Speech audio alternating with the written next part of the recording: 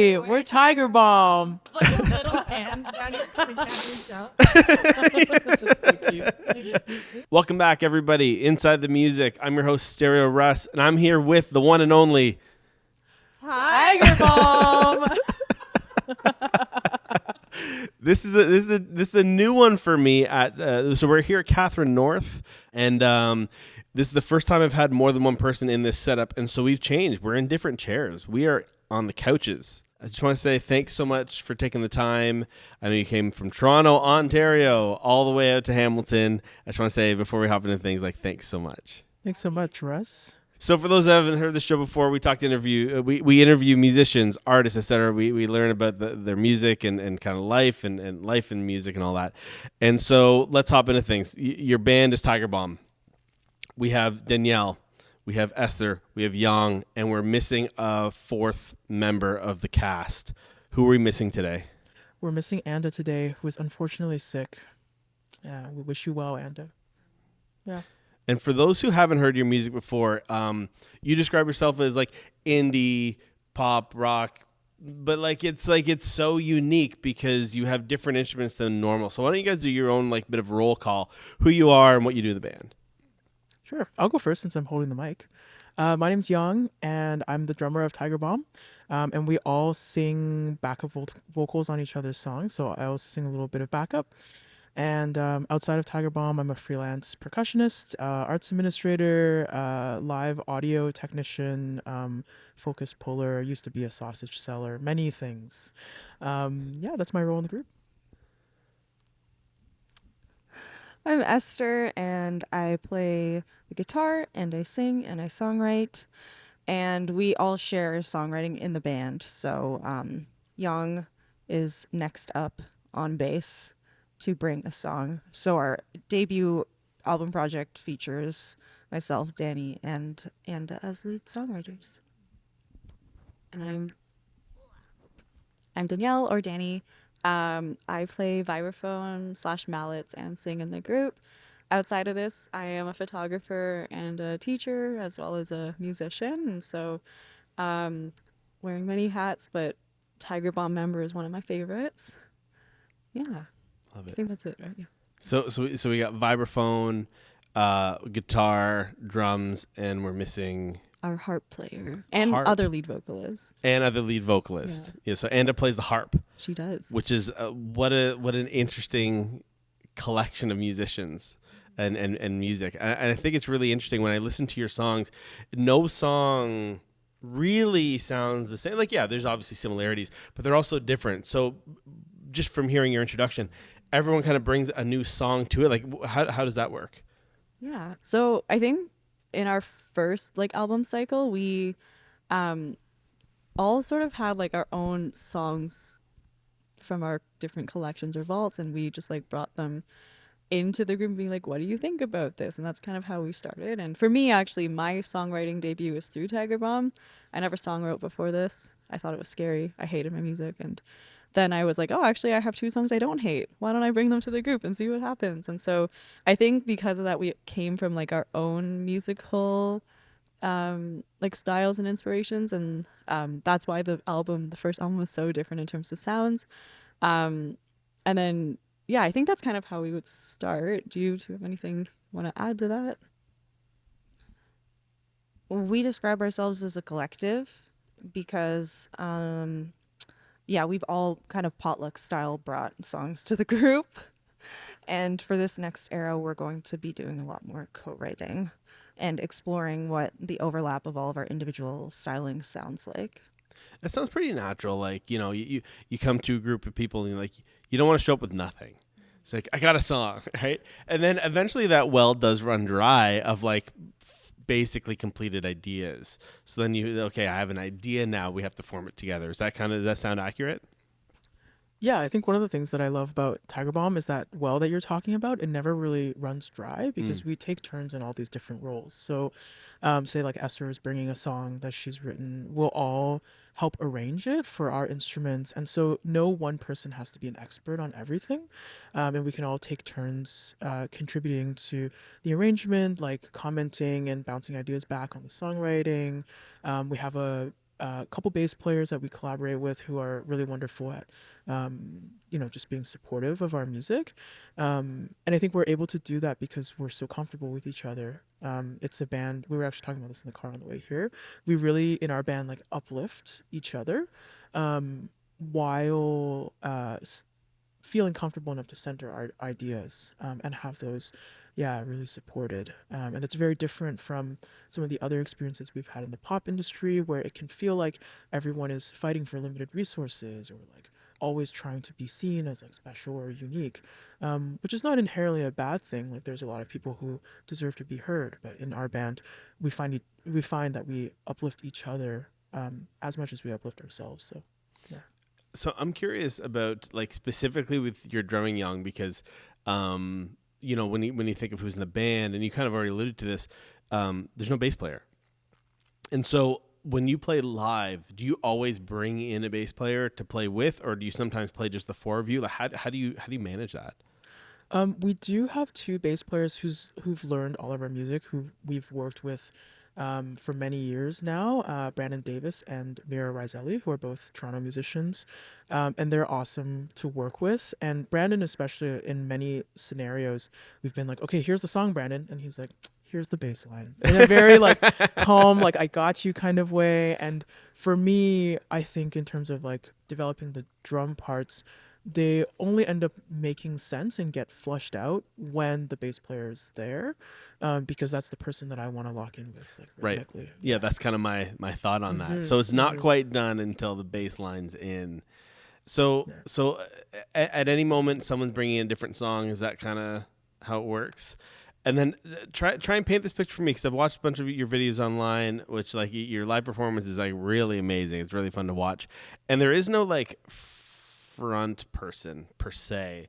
So I guess it's a question for Esther a little bit, because like when traditionally when people think about pop music or rock indie music, they see the guitar and they go, oh, there's the front person.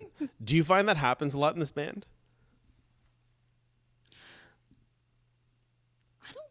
I don't think so. No. Why hasn't it happened? I think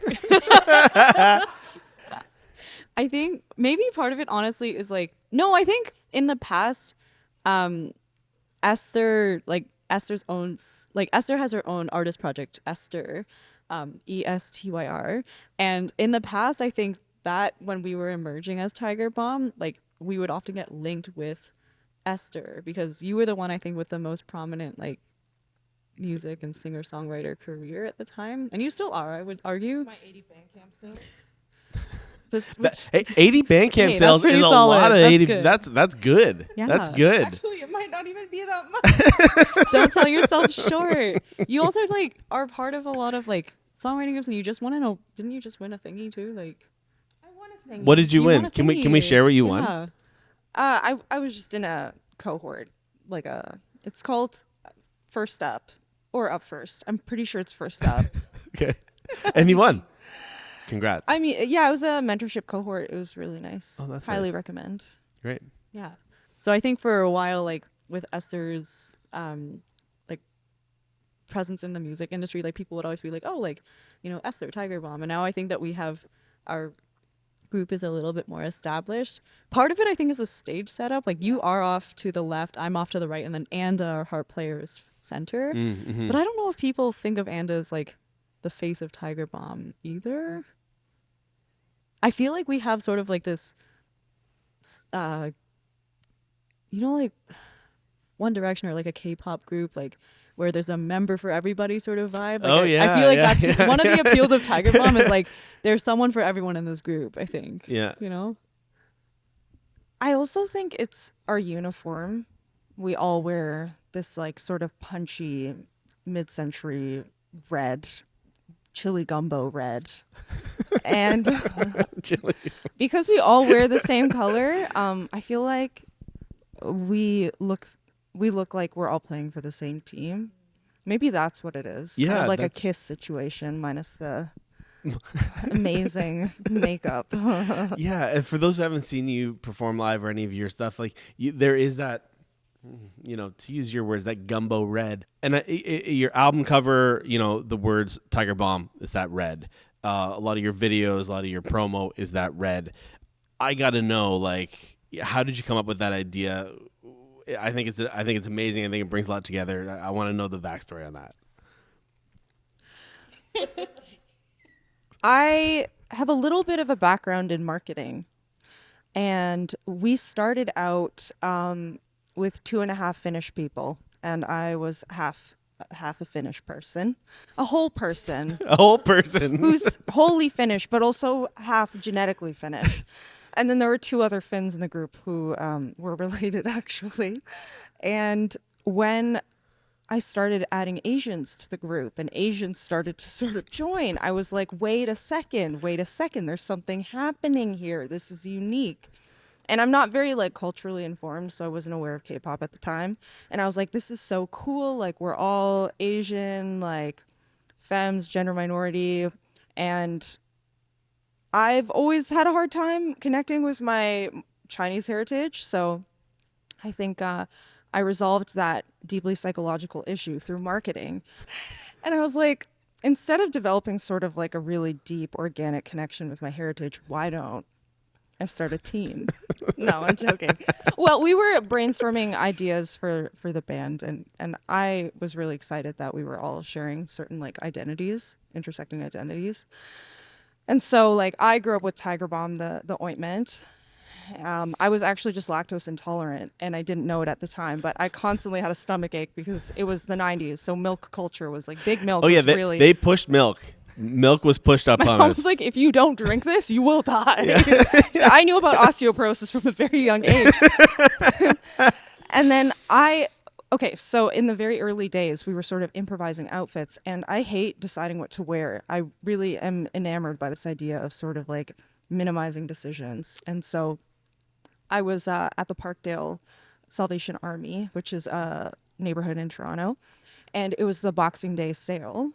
And some dance troupe, like Chinese dance troupe, had just donated like 18 uniforms of like embroidered jackets and pants. Like, this material, you could punch a hole through it. Like, it's like basically tissue paper. And they were $1.75 each. And I was like, I'm going to gift the band these. And then it was that gumbo red. And so we kind of stuck to that because it felt right. Can we get corrections now? I don't. No, I think Esther said. No, I think you said everything right. Like, I mean, I thought you were going to start with, I have a background in thrifting, because because Esther really is a good thrifter, and so yeah, she springs these on us one Christmas. It's like Merry Christmas, and we were like, ah. But I think as someone who spent more or less my entire like childhood in uniform, it felt very comforting to like, so I grew up and I went to like a private elementary school and then a Catholic high school. So for the first uniforms, yeah. you didn't own a single pair of like anything. Yeah, I bet when you 18 years of my life, I didn't have to think about what I wore. So funny. And then even outside of school, like I did karate class. I did stuff where I didn't have to think about how to wear because they handed it to me. So here again, it's just like cool. I don't have to think about it anymore. I will say I found one of those sets on like Etsy a couple months later for like a obscenely gentrified price. So Esther really got us a good deal. Nicely done. I was gonna say, in thinking about my relationship to uniforms, I started playing music in a marching band, Oh so my gosh. highly uniformed. Yeah, but I think something that Esther touched on, which is really important to the ethos of our band, is that like we do have this uniformity in the sense that we all wear the same clothes, but now we have imposed all of our own style and shapes and silhouettes onto this red uniform, and I think that we did start in a position where like I think it was rare. I can speak for all of us that it was rare for all of us to be in a room with only like East Asian femmes who all had very similar upbringings in certain ways and were kind of starting in the music industry and then trying to find our place.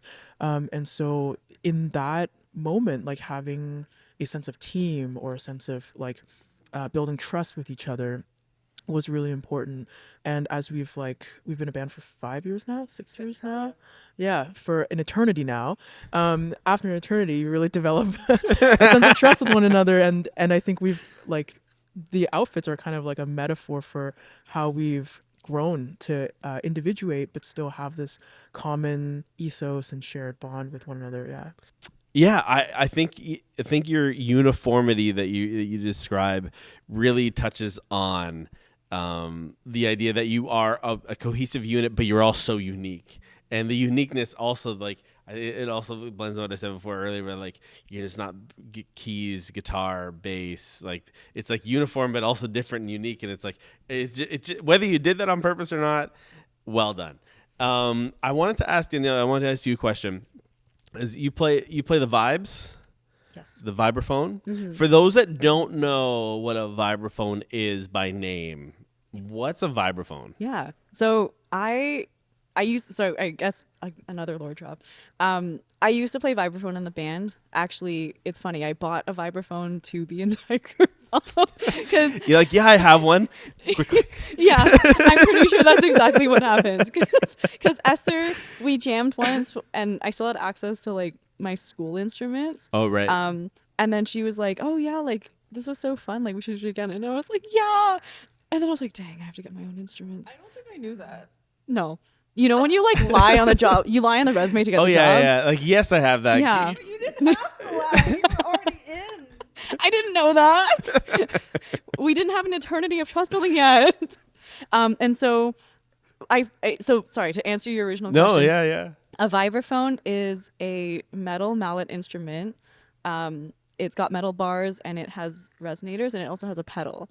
So you see it a lot in jazz. It sounds warm and bright and cool at the same time. Yeah. And actually, so when we started playing in Tiger Balm, like I found that it was really hard to sing with a stationary mic, so I got like a headset one. But then when we started to try to figure out how to mic the live vibraphone up, it was just a lot of feedback, and it was everyone's worst nightmare to have to set up miking for a vibraphone. So eventually, I switched to an electric mallet, like MIDI controller sort of thing, which has been life changing. And that's my current setup, which is kind of fun. That's actually, it's funny you said that because one of my questions for you later in the episode was going to be, what do sound people, how do they react when they see the vibraphone roll in? They used to hate it. They would balk. But now they don't because I just roll in on like all I need is a DI. Yeah. And yeah, sorry to steal your question from future Russ. No, that means we're on the same wavelength. That means Yeah, we're on the yeah. same wavelength. That's great. Yeah. So another question I have for you is like, okay, so vibraphone, for those that don't know, like it looks like piano keys. Like it's shaped the same way. It's the same notes. Yeah. With like the black keys and the white keys, the whole thing. Well, Yeah. not the colors. Naturals but like, and accidentals is how I describe it now. So like the natural keys being what the white keys would be on the piano, and then the accidentals being what the black keys would be on the piano. So my question for you then is like, if you can play the keys, why wouldn't you have brought keys to this project? That's a great question. It's because I have a love-hate relationship with the piano. Okay, So, go on. Should we unpack this? We can unpack should it. you lie down on the couch now? it's my therapy session time starting. No, we can unpack it. I like talked about it already in my master's thesis, so I'm ready to always unpack it. So I grew up playing piano, like every Asian from Markham, which is like a pretty Asian suburb in the GTA, the Greater Toronto area. Yeah, I'm here to play my hometown. Yeah. All right. And so growing up, like, my parents, they wanted me to play music and like, jokes on them because I then wanted to go into post-secondary Yeah. music. Yeah. You really want me to play music, Mom? Dad, watch this. Yeah. And so, I grew up playing piano, but it wasn't until I got to like grade 6 and we started doing like band that I found, I think, where I feel like I shine more, which is like percussion. And so I started off as a drum set player actually. And then realized by the end of high school that I was nowhere near good enough to do post-secondary music as a drum major. Okay. But I spent a lot of my time playing like wind band music and like the classical percussion side. So I was like, oh, let's just like see where that goes. And I say love hate because like I have a lot of I always freeze up with the piano and like really don't like to play it unless I absolutely have to. But at the same time, I have a lot to thank for that training because like it's developed my ear, it's developed my sense of everything musical, which has allowed me to flourish as like a percussionist now. So thanks, Mom, for forcing me to do piano, I guess. Did anyone else have the same? Because I had like a very similar experience. Like started on piano and like I hate it. And then I'm so glad I did it. But then my mom, like, I don't know why she did. Again, shout out to my mom. She's like, okay, but you have to pick another instrument. Like, you have to do it. I'm like, fine, I'll play guitar. Ooh. And then that was it. And then like, yeah, like here I am, like doing like in a world of music. So it's like, did you guys both have a similar kind of like piano universe start kind of thing? I certainly did. I started playing piano at the age of 4 or 5 in a Yamaha group class. And What do you mean a Yamaha group class? What does this mean? It's exactly what you think it is. It was like sponsored by Yamaha. Sponsored by- yeah, there okay. was one.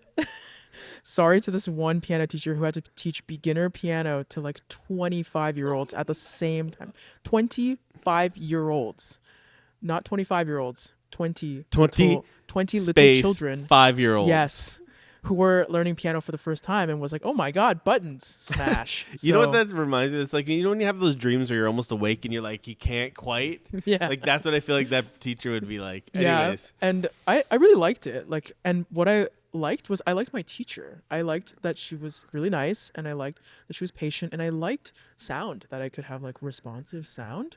But then after that class, I went into the Royal Conservatory system, which is probably what Danielle did too.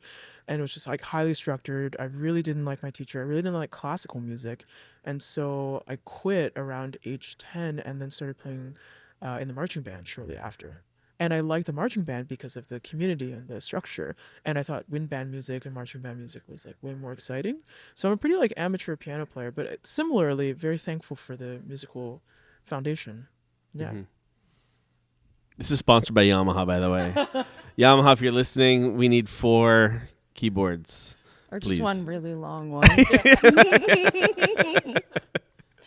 I don't want to make everything about race, but I do have a white mom, so I was allowed to quit after level 2, and as a result, I have the weakest musical background in the band.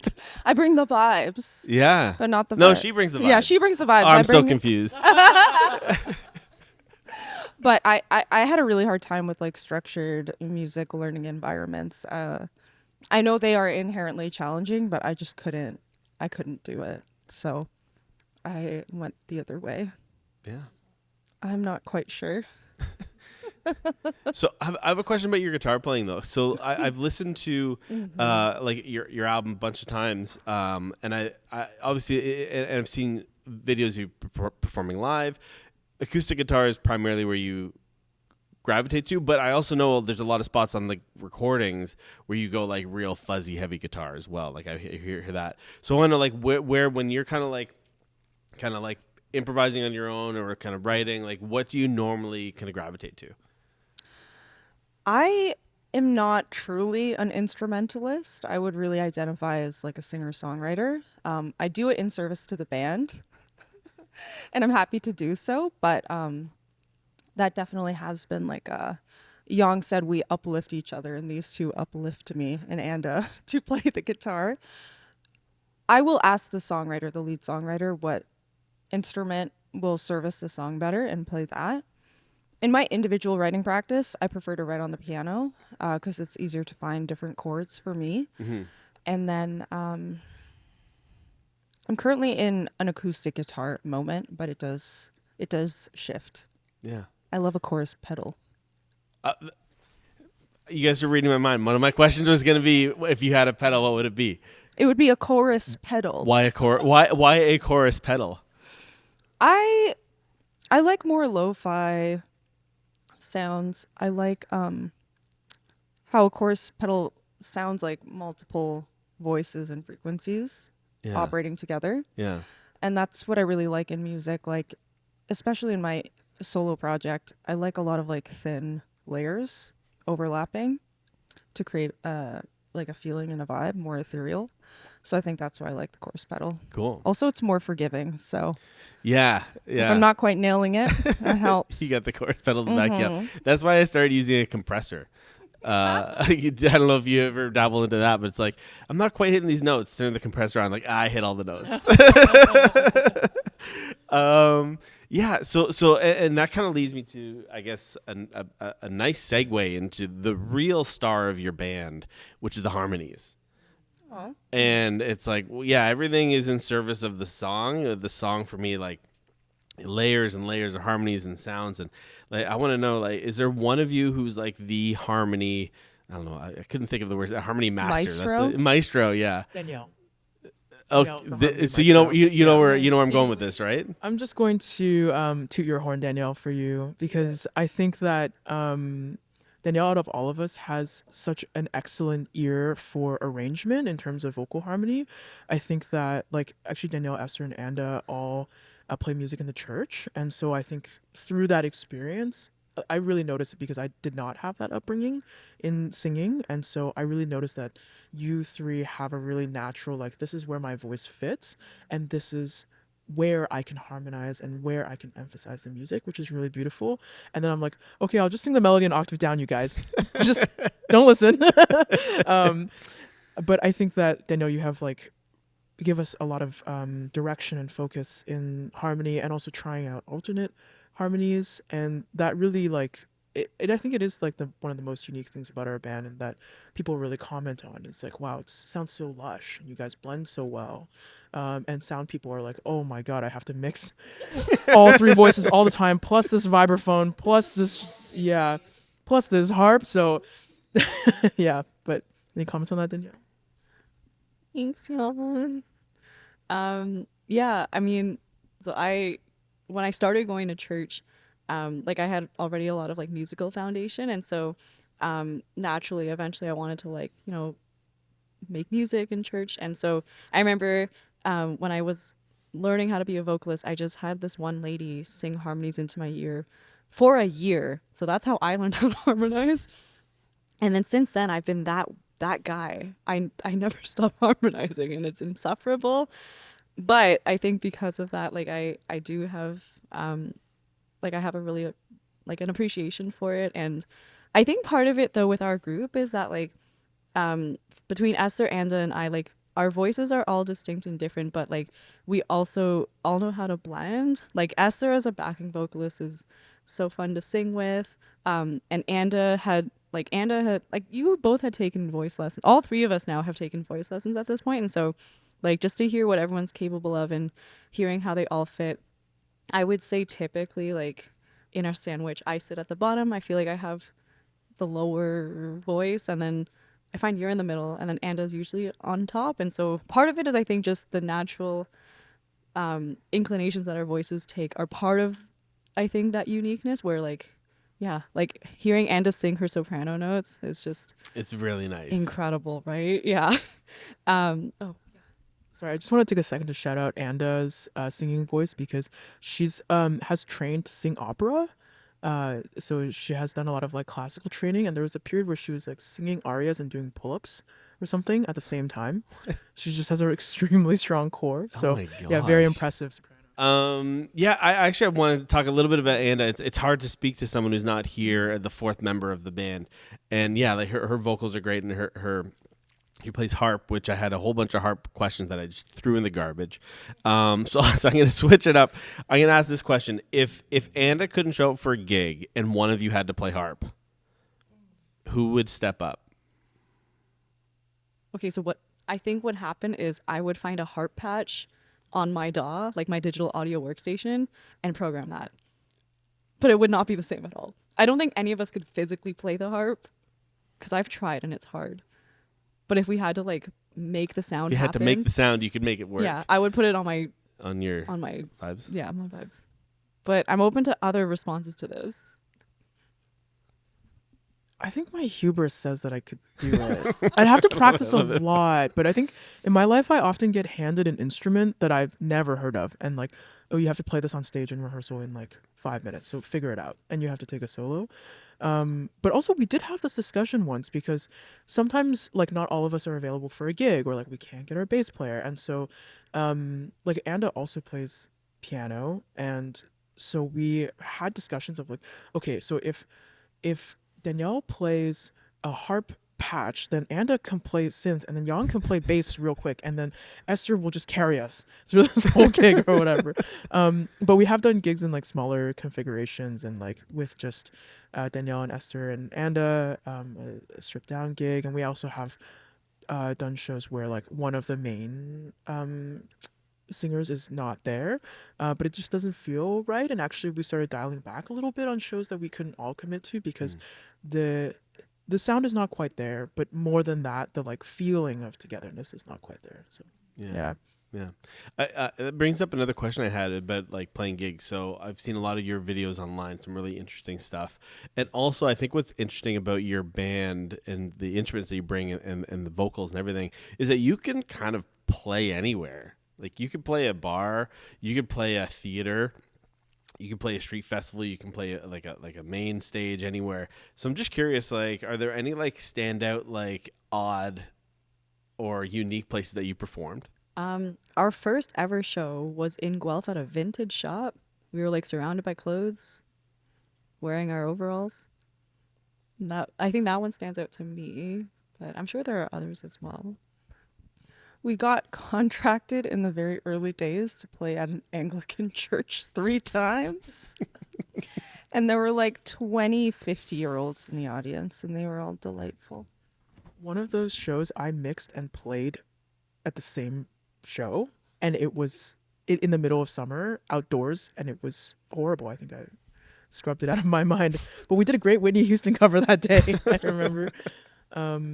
Yeah, we've played. One thing that stands out in my mind is we played a gig at Union Station in downtown Toronto, and that was Was it like a pretty pop-up cool. thing? Yeah, they have like sometimes shows. I can't remember the name of the series, but they sometimes have shows during like the commuter hour. Yeah, I know the ones you're talking Yeah. about. Yeah. Yeah. You played one of those? We played one of those. What was that like? It was really bustling. It was really bustling, and we shared the bill with Miko, and he has a lot of teenage girl fans, and so it's funny because I think our music, especially because they asked us to play a more stripped down set, is very like dreamy and acoustic, and his song is for the girlies. His music is for the girlies. Yeah, bangers, pop, TikTok pop bangers for the girlies. Extremely catchy, and so it was like, we would play and all these teenage girls were like, and then he would just come out of the green room and they were like losing their minds. So it was very funny. Yeah, it was very cute. If anyone wants to find your music or find you online, where can they find you? You can find us at tigerbomb.com. Actually, you cannot, because I'm the web maestro, and I may have run into some technical difficulties. You can find us at Tiger BALME on Instagram. Very good. We're also on TikTok, same user name. I think we still have a Facebook page. You can reach us there too. But we recently also started enjoying sending email newsletters. So okay. if you want in on that as well, I think our link is in the socials. And that's like more exclusive little sneak peeks into our lives, which has been fun. We call it the quarterly quiches. Quarterly quiches? Yeah, or quarterly quiche, like the egg. Yeah, thing. like the thing you put in the oven and comes out. Yeah. So we always Obviously. whenever I'm the one who writes those emails, so I'm always like, whenever it's time, I'm like, all right, get your ingredients. I need the ingredients for the quiche. I like so that. quarterly quiche. Nice. What goes in the quiche? We always have a dash of band updates. So whether we've got shows coming up or like new music being released, there is a like band member update thing where we'll just share about like what's going on in our lives. There's usually at least one trivia segment where I'm like, okay, guess which one of these would be us. And I remember like the last one that I think was we've all started playing this game called Finch, which is where you take care of this little bird. And this bird you can decorate, like you can adorn them with clothing and decorate their homes. Is this an internet thing? It's an app, right? Yeah. Okay. And it's supposed to be to help you with your self-care and stuff. Okay. So we That's all could use nice. more self-care. And so I just like took a screenshot of all of our birdhouses and been like, which one do you think belongs to which member of the band?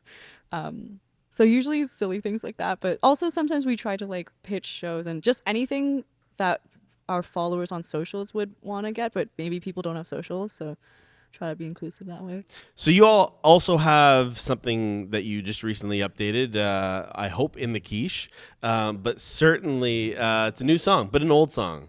Is that accurate? Yeah. So the song is called Short Fuse parentheses Embers, and it is a reimagining of our song Short Fuse, which is off of our debut album. So we took the song and changed the genre, changed the vibe. Part of the reason why is we had access to studio time back a couple years ago, and we were thinking, what should we do this time? Like, we just released an album, we have nothing new to really do. And then I think someone in the group was like, well, Danny, one of your songs didn't get featured as one of the singles in the album, like, we should do something with yours. And I was like, but we just released them, like, what are we gonna do? And then we were thinking like, oh, like, why don't we try to like change the style of it, because I think that'd be fun to do like more acoustic version, or find a way to like strip it down, I guess. And so we were recording this back in like March 2023.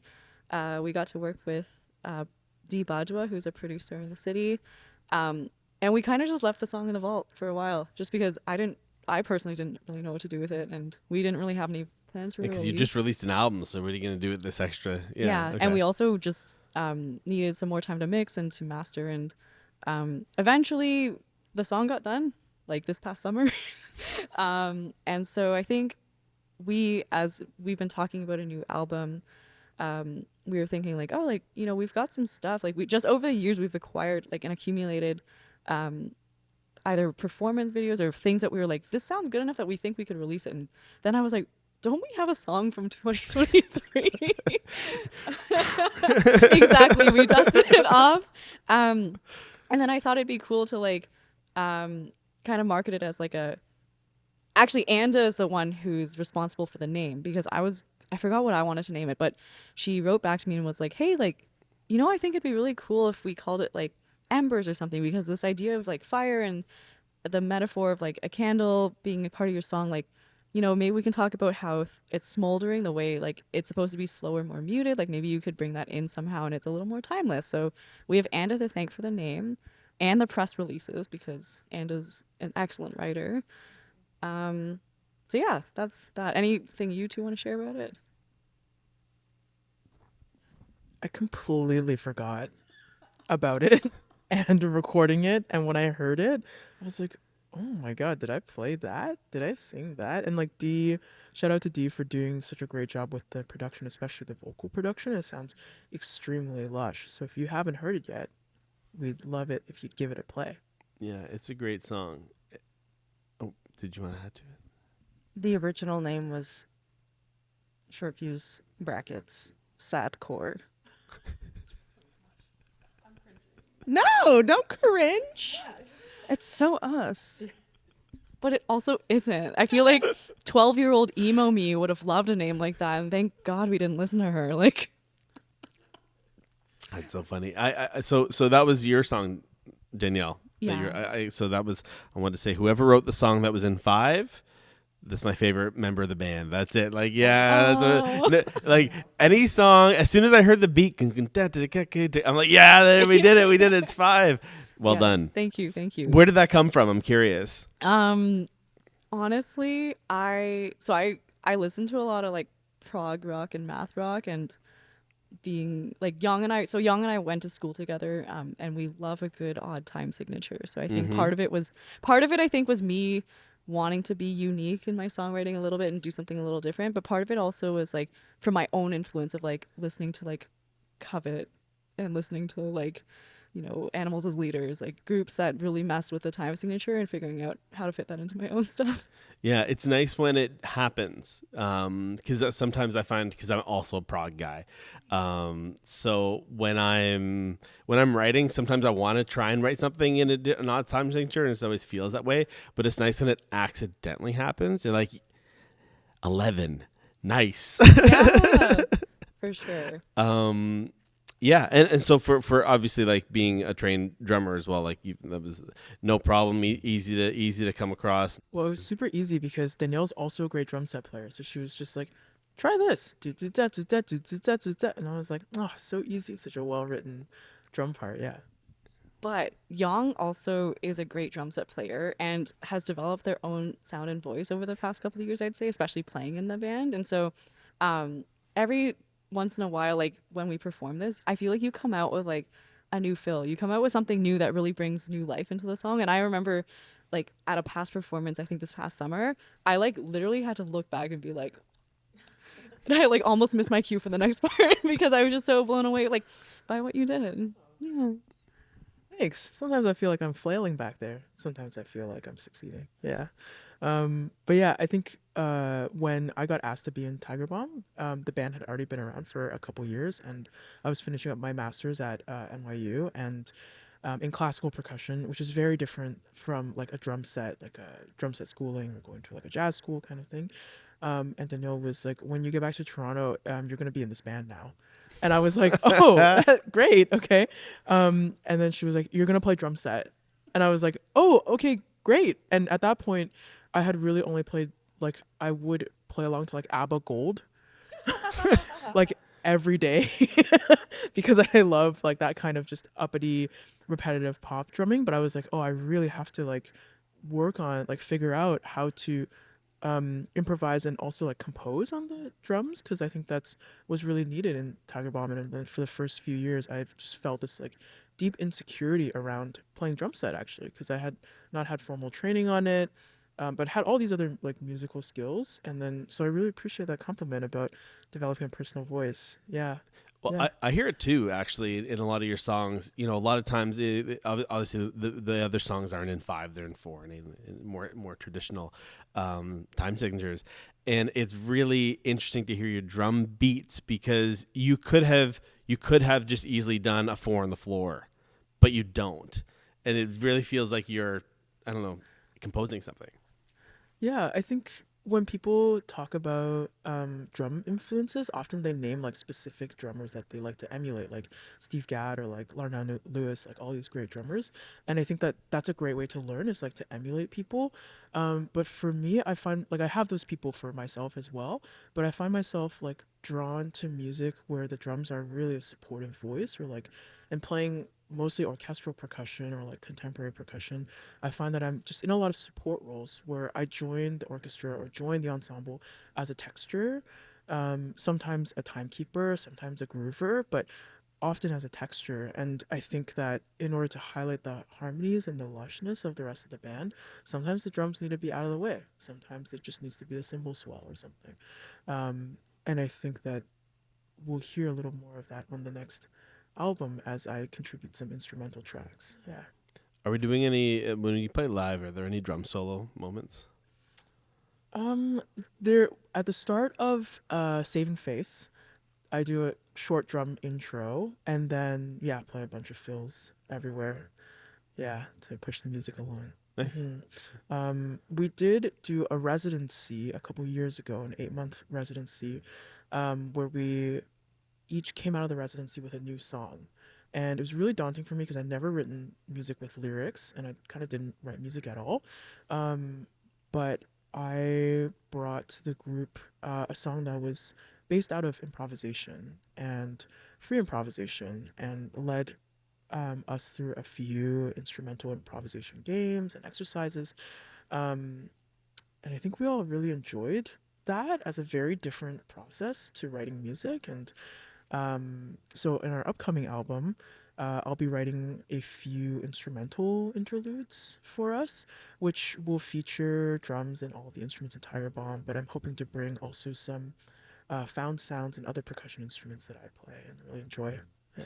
Do you remember any of the games that you played, the improvisational games? I think I brought a few instruments, like pieces of paper or like sand blocks, or I think one of them was like pouring rice into jars, maybe. I distinctly remember steak knives and wine glasses. Right, and just like finding sounds from everyday objects, but using and only playing those one sounds and listening to how they could blend or contrast with each other. So it sounds very like hippy dippy, like everyone close your eyes and listen deeply to the sound of the wine glass. But it does like attune your ear to something different. And these ideas they're not radical or new. Like they come from John Cage and Pauline Oliveros, like very established, kind of like vanguards in listening and vanguards in improvisation, which are like huge influences for me. So yeah, trying to bring some of that attunement to Tiger Bomb. And I think that, um, yeah, I was so moved that everyone took it really seriously, and I think people had a really good time. Yeah, Anda afterwards was like, "Oh, I really got it. Like, I really understand what draws you to improvisation and performing in that way." Um, and she's since played a couple of free improv gigs that she's loved. Yeah. I've been like listening to the sounds of the streets and trying to figure out what the pitches are. Now I don't have like, I don't know what the note is, but I'm trying to like listen to say like the sound of a car and the sound of like a streetcar and be like, are these notes in tune? I'm trying to like figure it out.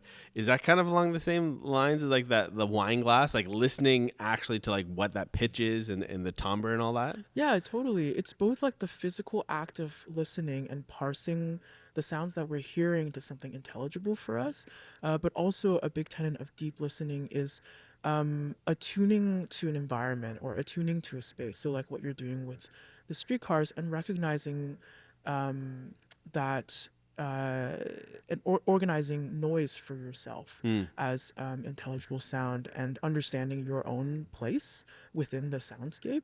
So yeah, that's totally overlapping. Is this what you're doing for your masters? Is this a part of it? Actually, so I finished my master's in 2019, and in my master's, I played a lot of like bing bang boom music. What does that mean? Really intensely, like highly rhythmic, fast, like contemporary percussion music. So if you're interested in any of this music, I would recommend you listen to like Third Coast Percussion or Sandbox Percussion, or like it's like usually like four very muscular guys playing metal pipes really fast or something. So that was like the music that I was trained on. But Great description, by the way. yeah. But that training, I think, gave me a foundational vocabulary around timbre, like listening to the sound of a metal sheet or a metal pipe and being like, oh, I understand where that fits in to music, or how that would interact with a vibraphone, say, or even a guitar.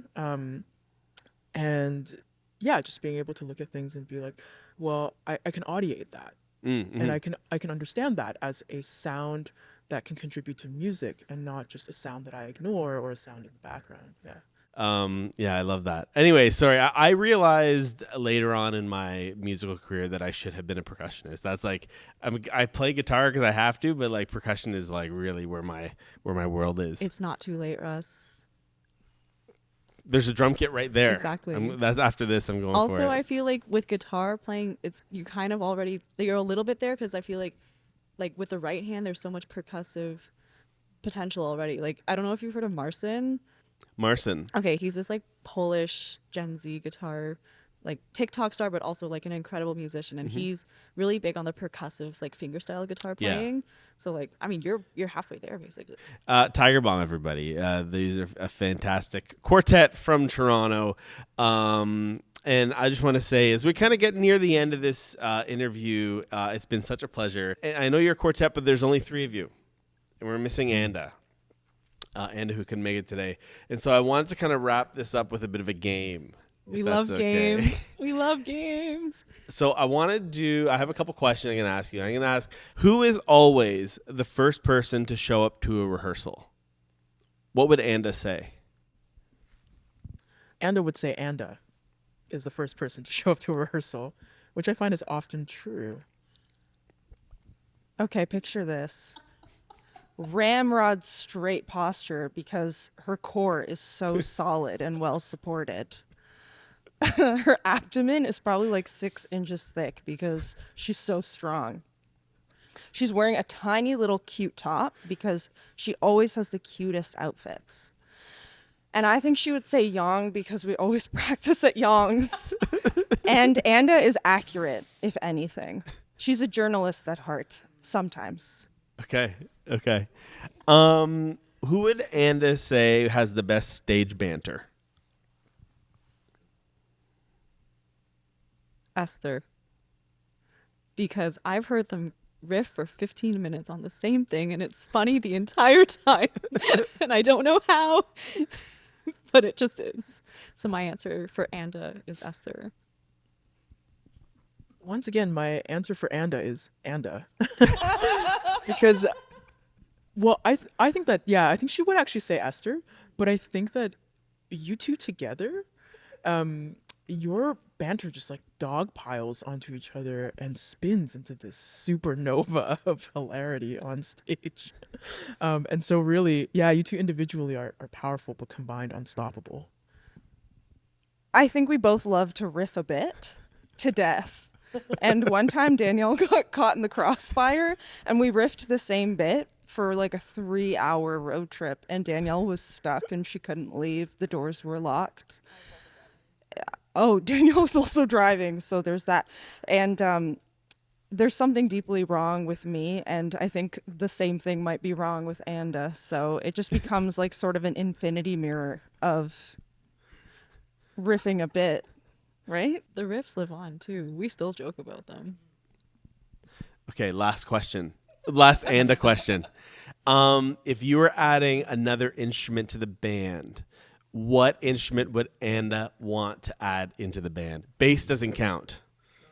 Anda has described herself as an upright garbage bag in the past, but she's actually sort of like a whimsical fairy forest creature who is just full of magic and poetry and light.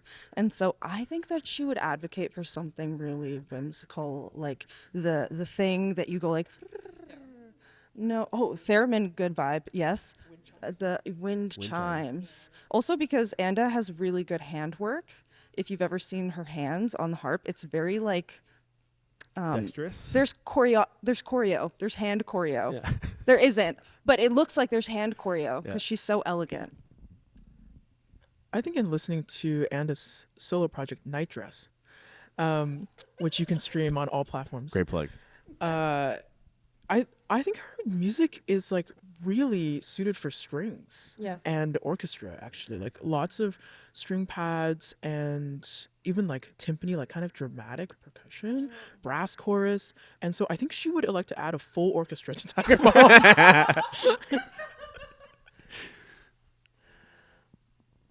That was a great answer. Yeah, those were great answers. Yeah, I think so as well. I feel like if there was a way to get like an 8-octave harp, because again, with the like ethereal sort of energy she brings to the function, I literally can't think of any. Well, maybe but like maybe like an electric harp. I feel like Anda could mess with like pedals and like, you know. Who's that? There's someone who lives on Long Island. She's like a harpist. I see her on the internet. Yeah.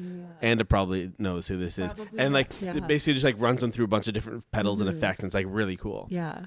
Sorry. So I would say that, like, basically Joanna Newsom setup, you know, like a little bit that kind of vibe. Yeah. Which I know is kind of a cop-out answer to say a bigger harp, but whatever. I'm gonna 10 toes down. I'm gonna say it. It's funny you mentioned the bigger harp. I feel like we're on the same wavelength right from the beginning on this episode, because that was literally gonna be one of my questions for Anda is tell me the different sizes of harps and why they're important. So maybe Anda, one day I'll find out, but not today. We'll just have to come back. Yeah, for sure. At Catherine North Studio here, Hamilton, Ontario. Again, Tiger Bomb, such a unique crew. Like the music is great. It's very well constructed. There's harmonies. There's interesting sounds. It's honest. It's earnest. It's fantastic. Did I get it all? Blushing. Thanks so much for coming on. Is there anything else you want to say kind of as a send off to everybody out there? Stream short fuse, Embers, formerly known as Sadcore. Don't ever give up on your dreams. Yes. Yes. Russ, you are a delight and a joy to be around. I'm so happy we met. Thank you so much. Had a great time. It was awesome. I'm not good at ending these. Yeah, me neither. Goodbye. Goodbye.